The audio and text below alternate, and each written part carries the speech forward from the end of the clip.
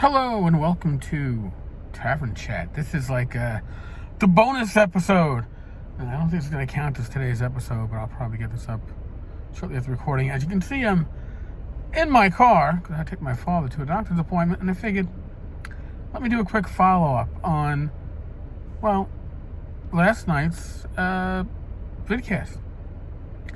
A lot of people going, those numbers are wrong. I'm not saying the numbers are right.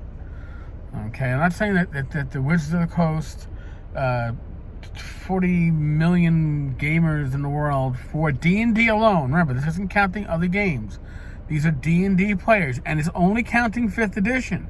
We're not counting 4E, Pathfinder 3E, 1E, 2E, original D&D, basic.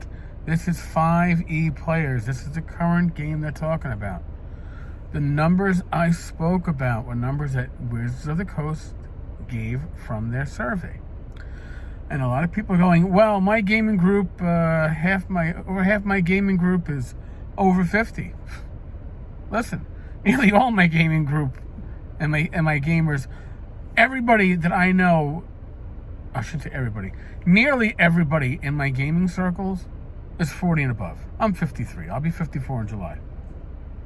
Now, why is that? Because you tend to socialize with people of a similar age. I be honest with you, when I go to my local pub, everybody there is probably older than me, and I enjoy that crowd. All right, but you game the people that you tend to game with, unless you're strictly gaming in a game store type of environment, is going to reflect upon the circle of acquaintances and friends that you naturally make. And they are more likely to match your age than not.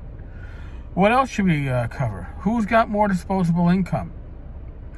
I would like to think the older gamers do.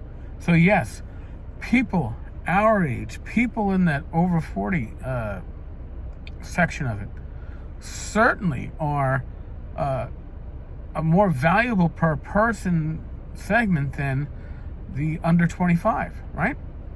Younger gamers are most likely to be gaming relatively on the cheap, whereas older gamers are the ones most likely to have disposable income. This isn't necessarily true across the board. That's why I'm saying most likely, but just some things to consider. So just because your personal experience does not match the survey from Wizards of the Coast doesn't mean that their survey is inaccurate. Doesn't mean it necessarily is accurate. 39%, nearly 40% of gamers for 5e being women.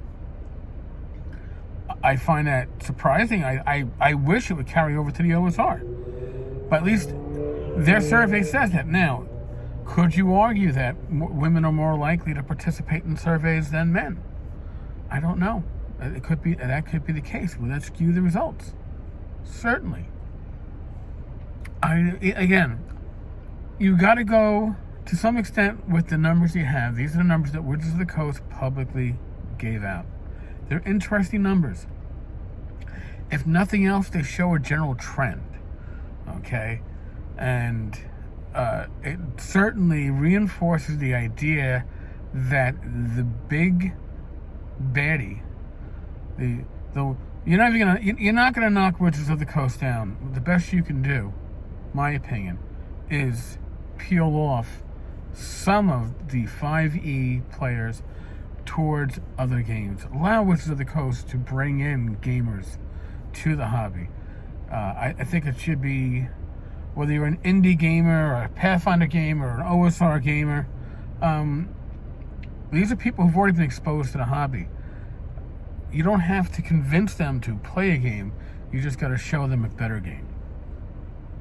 That's going to be hard, because 5e, by all accounts, is a very good game. But it's not going to be a good game for everybody. So those are things to keep in mind. Actually, I'm going to keep this relatively short because, as I said, I'm in the car waiting at my father's doctor's appointment, and being that technically his appointment doesn't start for another 15 minutes, and he's been in there for 15 minutes, God knows when he's going to come out. He might come out half an hour from now. He might come out now. Maybe they took him early. I don't know. Folks, I enjoy the conversation that we have.